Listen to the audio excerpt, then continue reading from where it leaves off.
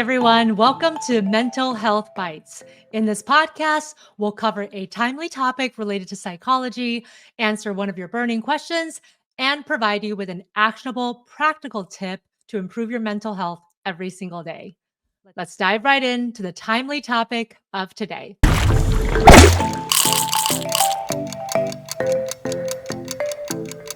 Today, we're breaking down something really important. This is all about mental illness, which is often misunderstood.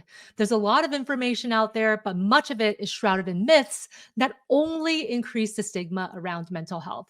So today, we're going to cut through the noise by discussing the real facts alongside some of the biggest myths. Let's kick things off with a common myth I know most of you have heard, which is that mental illness is rare. People like to think that it only affects a small number of individuals, but here's the truth. Mental illness is actually common. According to the World Health Organization, 1 in 4 people will experience a mental health condition in their lifetime. That's over 25% of the global population. To put that into perspective for you, mental illness is more common than diabetes or heart disease. In fact, mental illness like anxiety and depression are among the leading causes of disability worldwide, even outpacing many well-known physical illnesses. So the next time you think mental illness could never affect me or the people I know, consider that you or someone in your close circle probably already has faced or is currently facing a mental health challenge. By knowing this, we can start normalizing conversations about mental health. Now, here's a harmful myth that often keeps people from getting help. Mental illness is a sign of weakness. There's still this ridiculous idea that mental illness happens because you're not strong enough, that it's all in your head and you just need to try harder. So let's get this straight. This myth is one of the most damaging, and I see it every day in my clinical practice. Mental illness is a health condition. It is not a personal flaw. Can you imagine telling someone with cancer that they're just not trying hard enough? Of course not. So why would I say this about mental illness? The truth is, mental illness is just as legitimate as physical illness, and seeking help for your mental health is a sign of strength, not a sign of weakness. It shows that you're insightful, willing to take control of your well-being and make a positive change. It's also important to note that certain cultural values or professions may be more likely to see mental illness as a sign of weakness. So, for example, in some cultures that highly value stoicism or emotional resilience, talking about mental health struggles can be seen as shameful.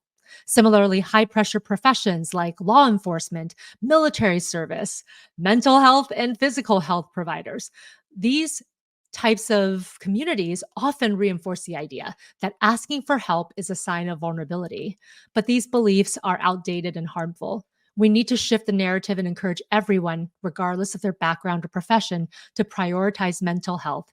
And the good thing is, there's more and more diversity in the types of treatment someone can receive. And certainly, you should look for a provider who understands the world that you're coming from, understands the cultural or the community stigma that you're experiencing, and be able to work with that. Now, let's move on to a myth that feeds into fear and misinformation. People with mental illness are violent. We see this stereotype in movies, the media, when there's news about somebody who committed a violent crime and they happen to also be struggling with an untreated mental illness. Of course, that might play a role, but what we know is that it's oftentimes the other way around. For example, people with mental health conditions are far more likely to be victims of violence than the perpetrators. Studies show that only about 3 to 5% of violent crimes are committed by individuals with a serious mental illness. But this tends to get a lot of press. For example, school shootings. Almost in all of the recent cases, the person had struggled with a mental illness that they were not getting treated on. And of course, that is sensational and important news. However, nearly half of individuals with mental illness will experience violence themselves. So knowing these statistics and the fact that the media sometimes will focus on mental illness during crimes creates an inflated statistic and a distorted narrative about the general population of people who struggle with mental health issues. So we need to push back against this harmful stereotype. It's not only inaccurate, but it also makes people with mental illness more isolated and even further stigmatized.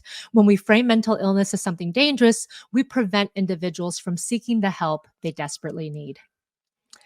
Here's another myth that paints a bleak picture. If you have mental illness, it's for life.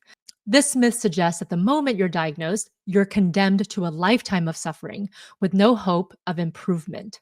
And I want to clear this up, and especially as it pertains to personality disorder diagnoses, or perhaps people who have had treatment resistant depression or anxiety, where they have tried a couple of treatments and nothing's really worked that well.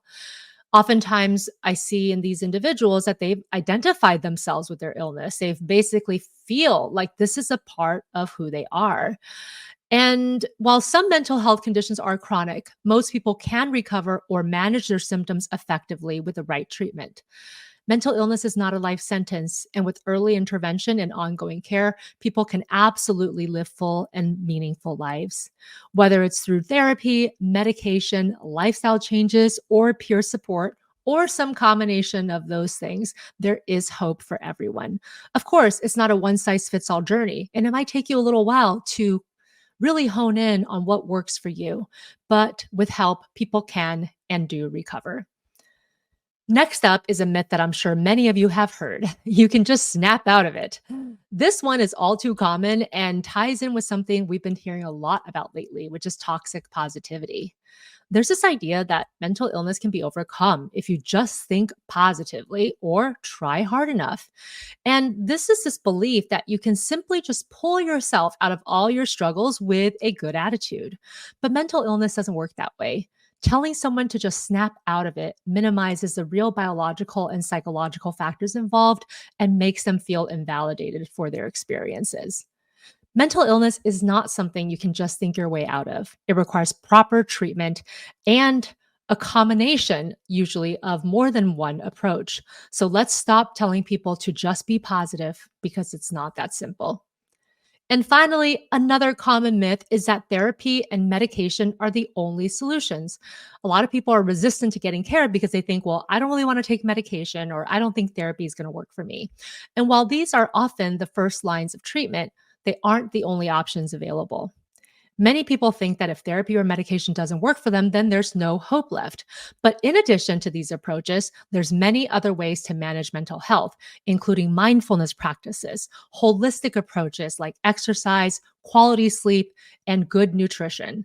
Lifestyle changes and a good source of peer support are really crucial to someone's mental well being over the long run.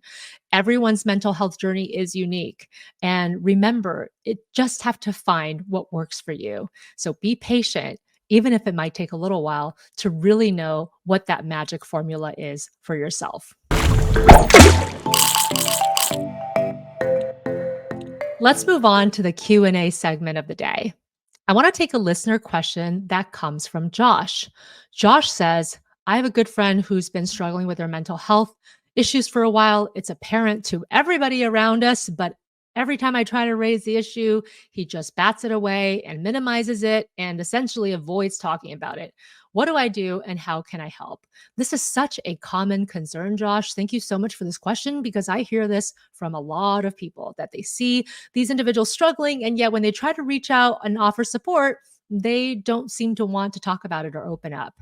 So, it's great that you want to be there for your friend, and showing up is usually half the battle. So, here's a couple of other ways that you can offer your support if they don't want to directly speak about it. Sometimes you can just open the dialogue by saying something really simple and that is based on an observation without trying to put meaning on it. So you can say something like, I see that you're going through something, and I just want you to know I'm here for you if you ever want to talk about it. You don't have to probe any further, but sometimes it takes a few tries and a few attempts at opening the conversation before they're going to want to open up to you. So you can just repeat different versions of that phrase every once in a while, spend time with them, and over time, they will probably open up to you, at least in some way, and share what they're going through in some more detail. When they do start speaking, listen without trying to fix things right away. I know we all want to reduce the suffering of the people around us, especially when we care about them. But oftentimes, they just want to be listened to and validated for their experience. So instead of proposing solutions, just stay present, listen to what they're saying, practice active listening, reflect back what you think you heard, and end the conversation by saying, Is there anything I can do to help? Or what can I do to support you? Sometimes we feel like we know what they need, but that's coming from our view and our lens. So ask them what they want. Get them to really think, what would make me feel better in this moment, and have them tell it to you. And if it is in your capability, do that for them. I hope this helps, Josh. And I will be giving more tips coming right up about how we can support people who are struggling with mental health issues in our lives. I want to talk about some practical tips for your own mental wellness, as well as when you're supporting someone with mental illness. So, today's practical tip of the day is actually two parts. The first part is how we can support someone when we see that they're struggling with mental health concerns. The first thing, and one of the most important things, is for you to educate yourself. Knowledge absolutely is power in this situation. The more you know about mental illness, the better you'll be able to support your loved one. Avoid cliches. This is a really important piece of it. Try to avoid minimizing statements like, it's all in your head, or just think positive, or this will blow over. These phrases can sometimes do more harm than good, especially when someone is suffering. So instead, as I mentioned in my tip to Josh, validate their feelings and experiences without trying to jump to solving it right away. Another piece of the puzzle is to be patient. Mental health recovery is not a straight line, it takes time. If there's someone in your life who suffers from alcohol and substance issues, you absolutely know what I'm talking about. Oftentimes, a person will relapse a few times before they're on the path to long term sobriety. So be patient with the process and offer consistent support, meeting them where they're at instead of pushing too hard. And finally, encourage professional help.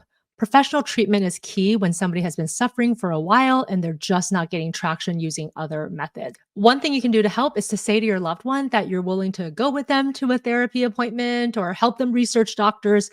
Do something that makes them feel less isolated and also takes or reduces the stigma associated with getting mental health care.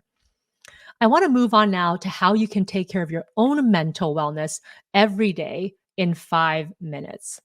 I want you to know that even when you're busy, you can create a mini routine that can be done in 5 minutes or less that will really make a difference in building your own resilience and improving your mental wellness every single day. So, what I like to do is to spend 5 minutes doing 5 activities, each activity for about 1 minute.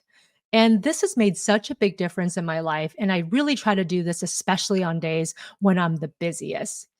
And the reason why this works is because you don't really have an excuse to not do it because it only takes you 5 minutes.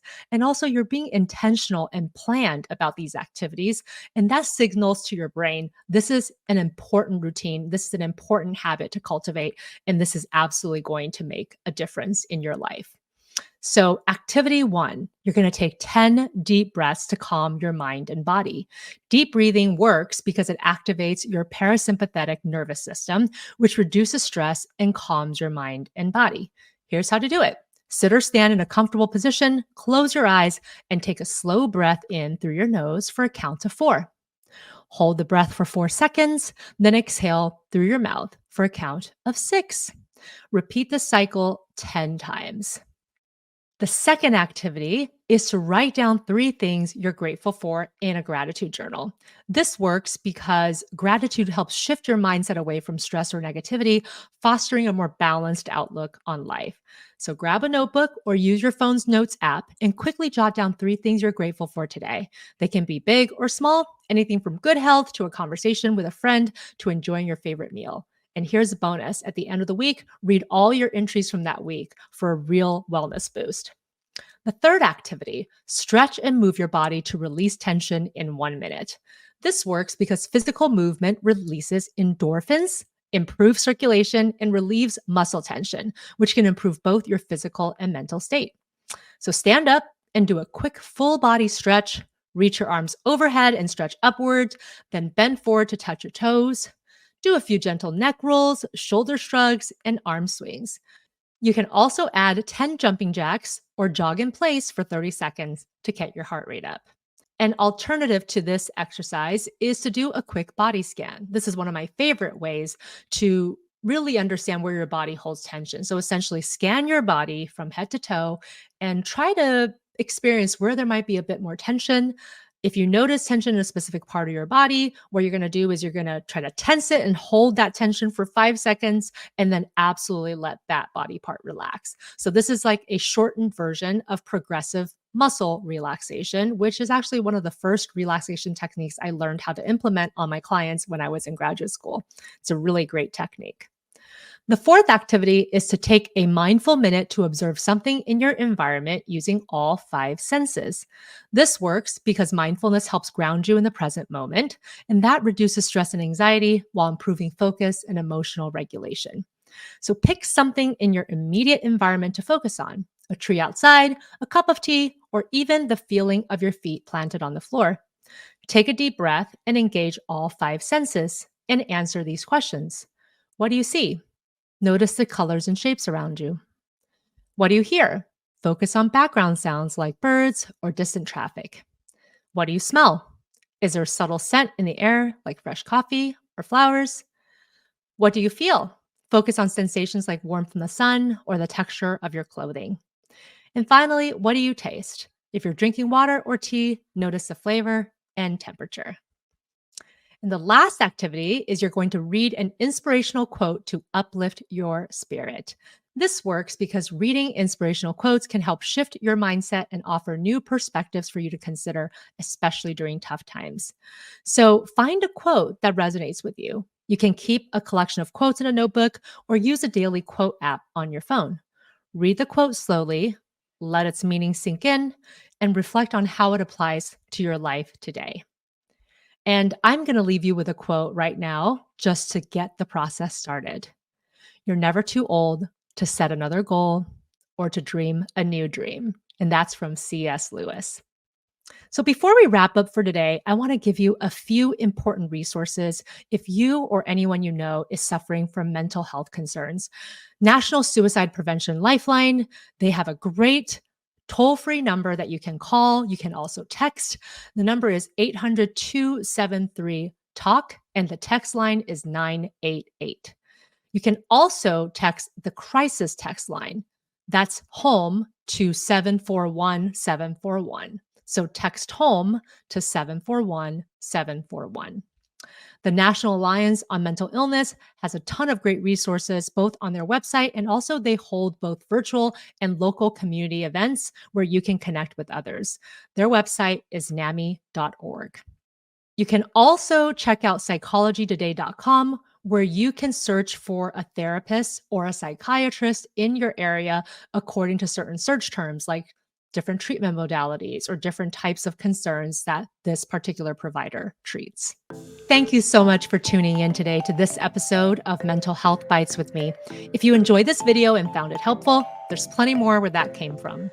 Make sure to hit that subscribe button and click the bell icon so you never miss an update.